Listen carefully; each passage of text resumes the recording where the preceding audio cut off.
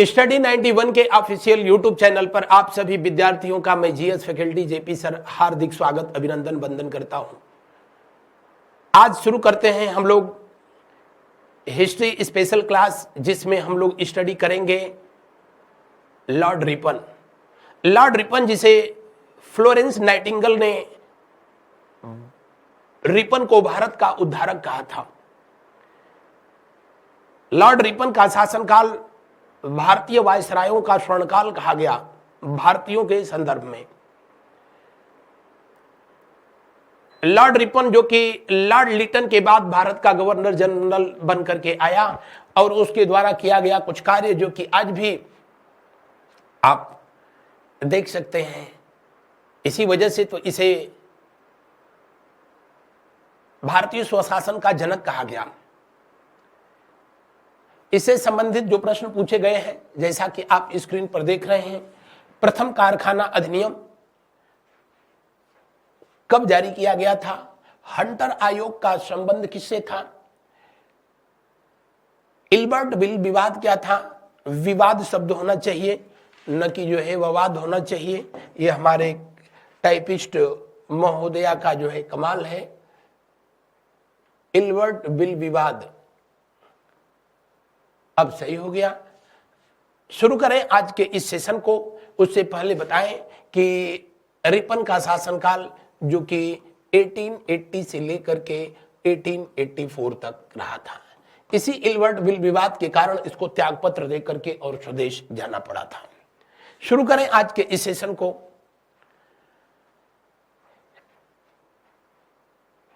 Robert Lord Ripon Bharat आया तो सबसे पहले इसके द्वारा किया गया जो प्रमुख कार्य थे, उसमें भारत का जो है प्रथम कारखाना अधिनियम 1881, कौन सा? 1881, 1881 जो है जारी किया गया। और इसके तहत जो है क्या किया गया, अगर जो है इसका क्या प्रभाव हुआ, तो आप कहेंगे कि 7 से 12 वर्ष के आयु के बच्चों को 7 से 12 वर्ष के आयु के बच्चों को कारखानों में काम करने पर जो है प्रतिबंध लगा दिया गया, जो है बैन कर दिया गया।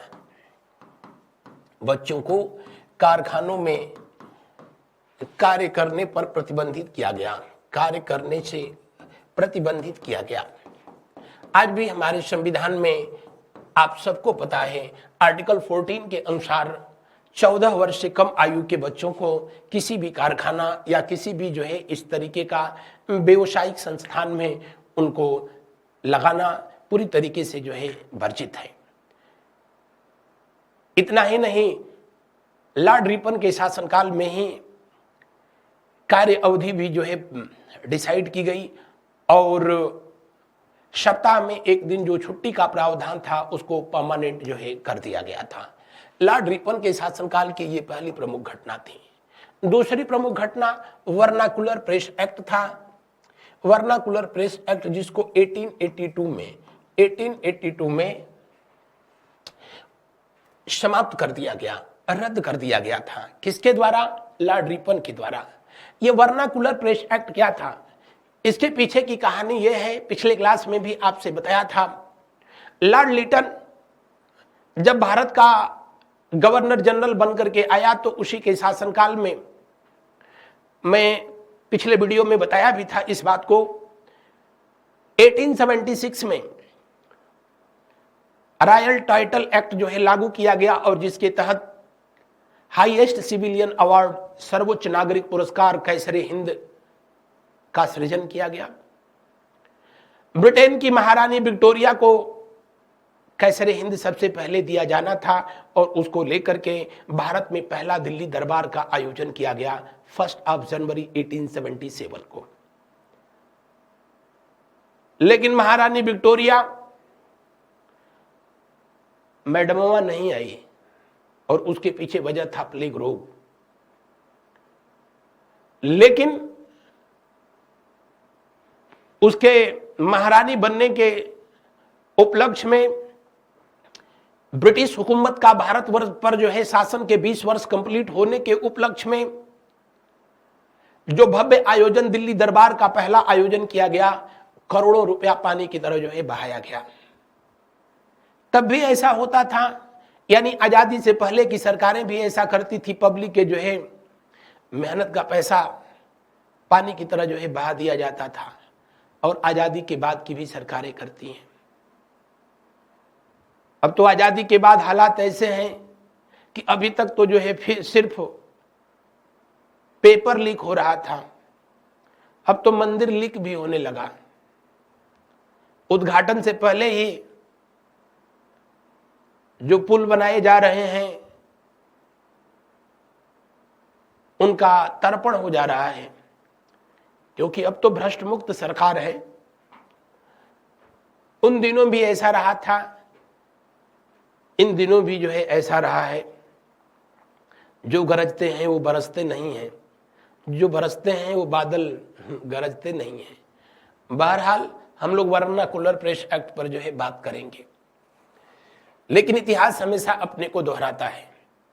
सिर्फ पात्र बदलते रहते हैं, पात्र कुपात्र बदलते रहते हैं। पहला दिल्ली दरबार का आयोजन हुआ तो लाखों करोड़ों रुपया पानी की तरह बहाया गया, 3 करोड़ करीब खर्च किया गया था। और उसका वजह था भारतीय समाचार पत्रों ने लॉर्ड लिटन पर यह आरोप लगाया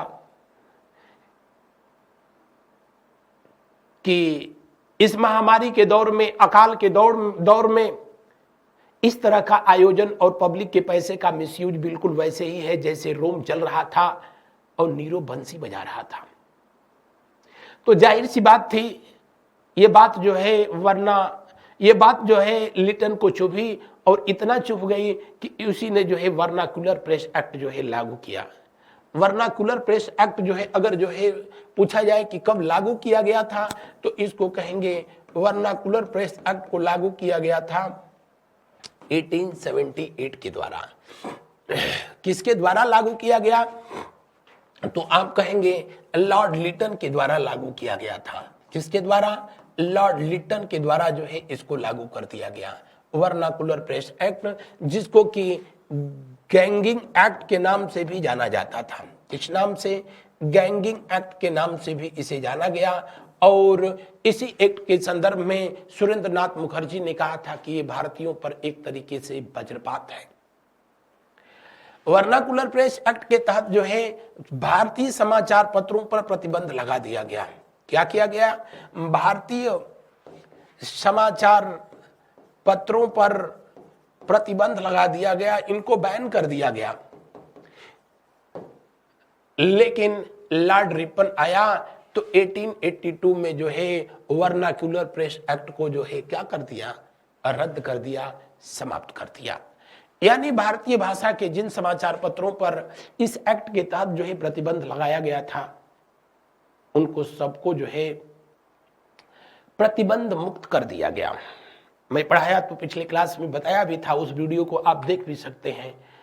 लॉर्ड लिटन वाली जो वीडियो है जिसमें बताया था कि सोम पहला समाचार पत्र था जिसने कि इस एक्ट की वजह से प्रतिबंधित हुआ था। वही सोम समाचार पत्र जिसको ईश्वर चंद्र विद्यासागर के द्वारा 1859 में नील विद्रोह के दौरान जारी किया गया था। लेकिन इस वर्नाकुलर प्रेस एक्ट को लॉर्ड रिपन ने क्या कर दिया? समाप्त कर दिया था। बढ़ते हैं आगे की तरफ। लॉर्ड लिटन के शासनकाल की दूसरी जो प्रमुख घटना, और वो थे भारत में स्वशासन। इसलिए इसे भारतीय स्वशासन, भारतीय स्वशासन का पापा कहा गया, भारतीय स्वशासन का पिता कहा गया। किसको कहा गया? लॉर्ड रिपन को जो है भारतीय स्वशासन का पिता कहा गया। हालांकि ये भारत में आया तो कहा जाता है कि उस समय की महामारी जिसको कि प्लेग कहा जाता था, अपने चरमोत्कर्ष पे थी। प्लेग का ही वजह था कि महारानी जो है पहली दिल्ली दरबार में आई नहीं थी, और ये आए महोदय तो प्लेग रोग से सबसे अधिक गांव प्रभावित हो रहे थे। जैसे कोरोना से सबसे अधिक शहर प्रभावित हुए थे, वैसे ही लोग प्लेग से सबसे अधिक गांव प्रभावित हो रहे थे। गांव के गांव साफ हो जाते थे। आखिरकार गांव की प्रशासनिक व्यवस्था गांव के लोगों के जो है सिर पर मढ़ दिया गया। जैसे कोरोना में आप लोगों ने देखा 2020 में मार्च के महीने में कोरोना को लेकर के लॉकडाउन हुआ। प्रधानमंत्री महोदय ने जिम्मेदारी ली, पूरे देश को कोरोना मुक्त करेंगे, ये वो, थाली बजाओ, ताली बजाओ, नाचो गाओ चमकाओ, हुआ कुछ नहीं। तब उन्होंने लॉकडाउन में ढील दी तो कह दिए कि जो है अपने अपने राज्यों की व्यवस्था मुख्यमंत्री देखें, और मुख्यमंत्रियों ने अपने अपने जिले के जिलाधिकारियों पर थोप दिया। जिला के जिलाधिकारियों ने एसडीएम को थोप दिया और एसडीएम ने जो है गांव के प्रधानों पर थोप दिया। जो क्वारंटाइन पहले उच्च पैमाने पर होता था, 2021 आते आते जो है विदेश बाहर से आने वाले लोग गांव के प्रधान के हवाले कर दिए जाते थे, यानी गांवों को व्यवस्था दे दी गई थी, गांव अपने तरीके से झेलें। वही काम इन्होंने भी जो है कर दिया। लेकिन इतना ही जो है बहुत बड़ी बात थी।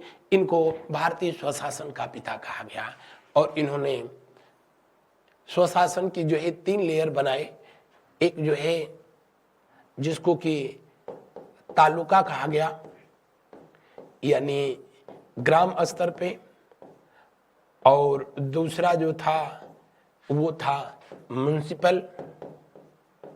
म्युनिसिपल, ये जो है ब्लॉक स्तर पे था, और जिला परिषद, और तीसरा जो है जिला स्तर पर। इनको 3 भागों में जो है इन्हीं के समय में बांटा गया था। कहा जाता है कि 1957 में जब बलवंत राय मेहता समिति 1956 में बनाई गई थी, तो इसी का अनुसरण करते हुए बलवंत राय मेहता के द्वारा जो है उन दिनों जो गांवों की प्रशासनिक व्यवस्था थी, यानी पंचायती राज व्यवस्था को 3 भागों में उन्होंने किया था: ग्राम स्तर, पंचायत समिति और जिला पंचायत। बहरहाल इसकी शुरुआत लॉर्ड रिपन के शासनकाल में 1882 में हुई। इसीलिए लॉर्ड रिपन को जो है भारत में स्वशासन का पिता कहा जाता है। इसी के समय में 1983 में 1983 में, कब 1983 में नगरों के लिए जो है नगर पालिकाओं का जो है नगर पालिकाओं की स्थापना की गई। नगर पालिकाओं की स्थापना की गई, ध्यान रखेंगे। नगर निगम तो बहुत पहले ही 1683 में ही नगर निगम भारत में सबसे पहले कहां पर स्थापित किया गया था? मद्रास में। बढ़ते हैं आगे की तरफ और कुछ इनकी बातें देखें।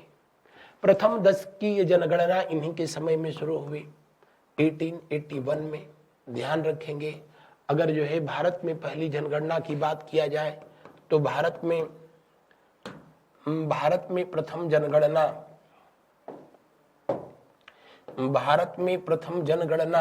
कब, किसके समय में हुआ था? तो पहला जनगणना 1872 में। किसके समय में हुआ? लॉर्ड मेयो के समय में। किसके शासनकाल में? लॉर्ड मेयो के कार्यकाल में जो है पहली जनगणना का आयोजन किया गया। वैसे विश्व में सबसे पहले जो है जनगणना स्वीडन में हुई थी 1749 में। 10 वर्षीय जनगणना का जो है प्रचलन शुरू किया था अमेरिका ने, यूएसए ने शुरू किया था। अब लॉर्ड मेयो जो कि भारत में मारा गया था 1872 में जो है इसने जनगणना कराई थी, तो इसके 10 वर्ष बाद 1882 में होना चाहिए था। लेकिन लॉर्ड रिपन ने इसको 1881 में जो है कराया और इसको स्थायी बना दिया, यानी प्रत्येक 10 वर्ष के बाद जो है जनगणना कराने का प्रावधान जो इसने स्थायी किया और तब से चल रहा था। लॉर्ड रिपन के समय से ही प्रत्येक 10 वर्ष के बाद जनगणना, लेकिन आते आते लॉर्ड नरेंद्र मोदी के शासनकाल में 2020 में कोरोना काल में जनगणना पर रोक लगा दी गई और तब से ये रुका हुआ है। अभी मंदिरों पर काम चल रहा है। बढ़ते हैं आगे की तरफ। आगे जो है देखा जाता है प्रथम 10 की जनगणना का प्रारंभ किसने किया था, तो आप कहेंगे लॉर्ड रिपन के द्वारा किया गया था। किसके द्वारा? लॉर्ड रिपन के द्वारा किया गया, लॉर्ड रिपन के द्वारा किया गया। और जब पहली बार जनगणना हुआ तो उस समय भी जो है हम लोगों की जनसंख्या जो है 25 करोड़ से जो है ऊपर थी। यानी जनसंख्या के मामले में हम लोग हमेशा ठीक ठाक रहे हैं। अब तो खैर पूछना ही नहीं है, अब तो नंबर 1 है। हालांकि तब की जो है, तब के भारत में बांग्लादेश भी हुआ करता था, बर्मा भी हुआ करता था, तो ये सब, पाकिस्तान भी था, सब मिला के 25 करोड़ थे। अब तो जो है 25 करोड़ से अधिक जो है अकेले उत्तर प्रदेश है। सही भी है, सबका साथ सबका विकास। प्रथम जनगणना अगर जो है आपसे पूछा जाए विश्व में कहां पर हुई, तो आप कहेंगे यूएसए में हुई थी। कहां पर? यूएसए में, अमेरिका में। ओ कौन सी? 10कीय जनगणना, प्रथम 10कीय जनगणना, यानी प्रथम 10 वर्ष के बाद। और वैसे जो है प्रथम जनगणना कहाँ हुई थी विश्व में, तो स्वीडन में की गई थी। कहाँ पर? स्वीडन में हुई। और कब हुई? बढ़ते हैं नेक्स्ट फैक्ट की तरफ। हंटर आयोग का गठन किसके समय में किया गया, तो आप कहेंगे कि हंटर आयोग का गठन इसी के समय में, कार्यकाल में किया गया था। किसके समय कार्यकाल में किया गया था, तो 1882 में किया गया। उद्देश्य क्या था? हंटर आयोग, एक बात को जो है ध्यान रखना कि हंटर कमेटी अगर पूछेगा, हंटर कमेटी, तो हंटर कमेटी का गठन किया गया था जालियांवाला बाग हत्याकांड की जो है जांच करने के लिए, लॉर्ड चेम्सफोर्ड के कार्यकाल में किया गया था। लेकिन हंटर कमीशन पूछेगा कि हंटर कमीशन का जो है गठन कब हुआ, किसके द्वारा हुआ, क्यों हुआ, तो ये लॉर्ड रिपन के शासनकाल में किया गया। उद्देश्य क्या था? इसका उद्देश्य क्या था? वुड डिस्पैच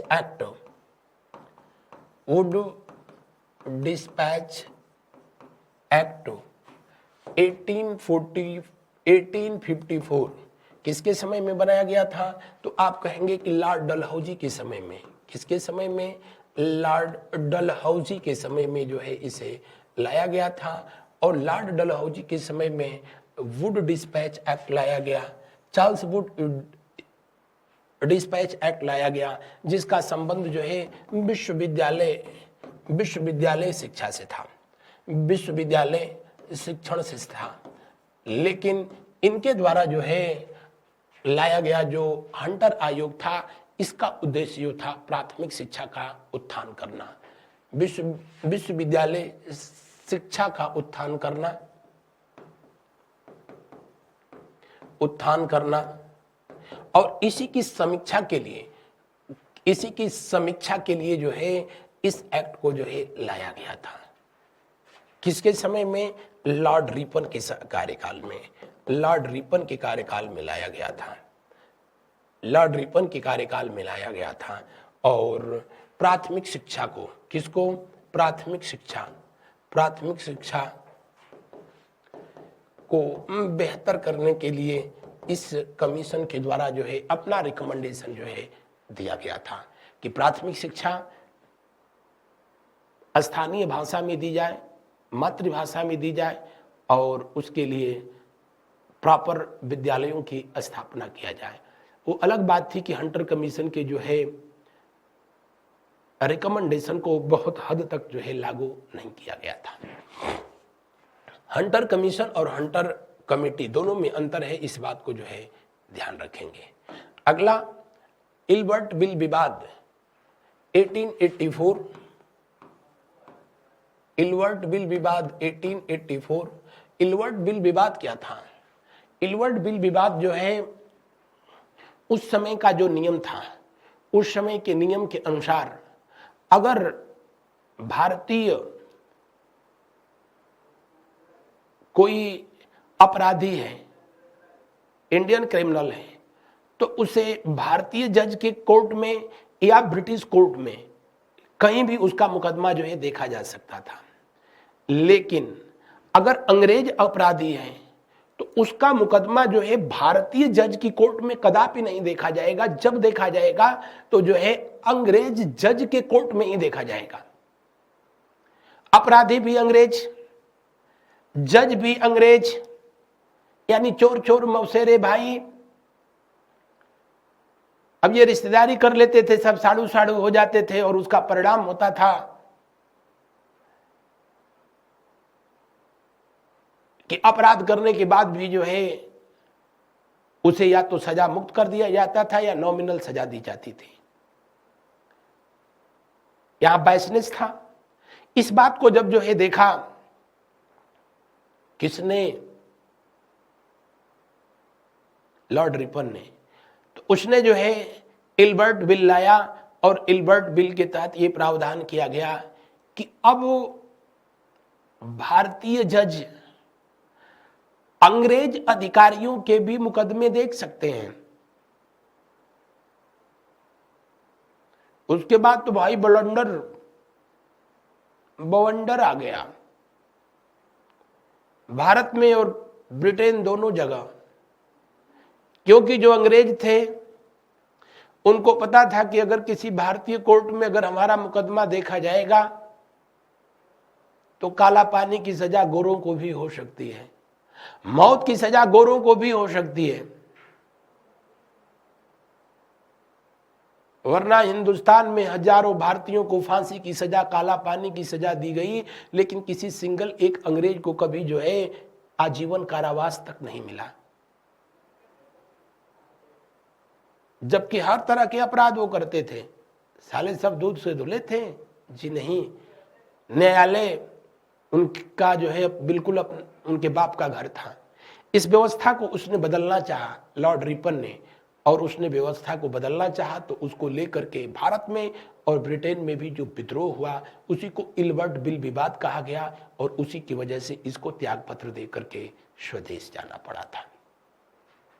इल्बर्ट बिल विवाद क्या था? तो अंग्रेज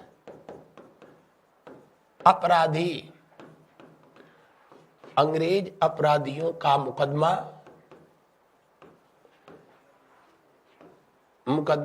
भारतीय जज भी देख सकता था।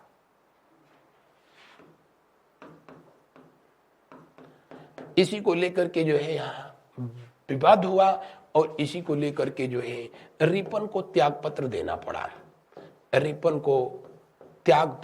पड़ा। रिजाइन करना पड़ा। लॉर्ड रिपन ने जो है कहा कि हमारा मूल्यांकन हमारे शब्दों से नहीं, हमारे कार्यों से करना। इनके कार्यकाल में बहुत कुछ ऐसी जो है घटनाएं हुई जो कि जिसके बारे में जो है सोचा नहीं जा सकता था। बहरहाल लॉर्ड रिपन के समय की और जो है कुछ महत्वपूर्ण बातें, और वो ये रही कि 1882 में भारतीय सेना कहाँ भेजी गई? मिस्र में। मिस्र पर आक्रमण करने के लिए भेजी गई। भारतीय सेना ने वहां पर युद्ध भी किया। भारतीय सेना का मतलब सेना में मैक्सिमम भारतीय ही थे, अंग्रेज जो है सिर्फ उच्च पदों पर थे। भारतीयों को वहां पर इस्तेमाल किया गया, और इस युद्ध का बोझ जब भारतीयों पर डाला गया तो रॉबर्ट रिपन ने इसका विरोध किया, और विरोध किया तो गोल्ड स्टोन जो कि उस समय ब्रिटेन का प्रधानमंत्री था, उसका जो है कोपभाजन का इनका शिकार बनना पड़ा। भारतीय सेना जो है मिस्र जाती है और इसका जो खर्च है वो भी भारतीयों पर डाला जाए, इसने विरोध किया था। किसने विरोध किया था? लॉर्ड रिपन के द्वारा जो है इसका विरोध किया गया था। इसके अलावा लॉर्ड रिपन का कार्यकाल भारतीयों के दृष्टिकोण से बहुत बेहतर रहा था, भारतीयों के दृष्टिकोण से बहुत अच्छा रहा। इसी के समय में 1881 में भारत में जो है समाचार पत्र मराठा और कौन सा, तो आप कहेंगे केसरी। केसरी लाया गया। मराठा अंग्रेजी भाषा में था और केसरी किस भाषा में था, तो ये मराठी और हिंदी और दूसरी भारतीय भाषाओं में था। किसके द्वारा जो है शुरू किया गया था, तो बाल गंगाधर तिलक के द्वारा शुरू किया गया। बाल गंगाधर तिलक के द्वारा शुरू किया गया। पत्रकारिता के लिए जो है जेल की सजा पाने वाले पहले भारतीय व्यक्ति बाल गंगाधर तिलक ही रहे थे। बहरहाल लॉर्ड रिपन के चले जाने के बाद 1884 में ये जो है चला जाता है और उसके बाद जो है भारत का गवर्नर जनरल जो बन करके आता है उसका नाम था लॉर्ड डफरिन। उसी डफर के शासनकाल में भारतीय राष्ट्रीय कांग्रेस की स्थापना हुई थी।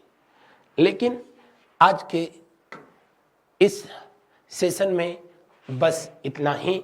हम लोग मिलेंगे अगले क्लास में तो लॉर्ड डफरिन के बारे में जो है चर्चा करेंगे। Thank you so much. मेरे साथ बने रहने के लिए आप सबका बहुत बहुत धन्यवाद। Have a nice day. आप सभी का दिन शुभ हो, अति शुभ हो।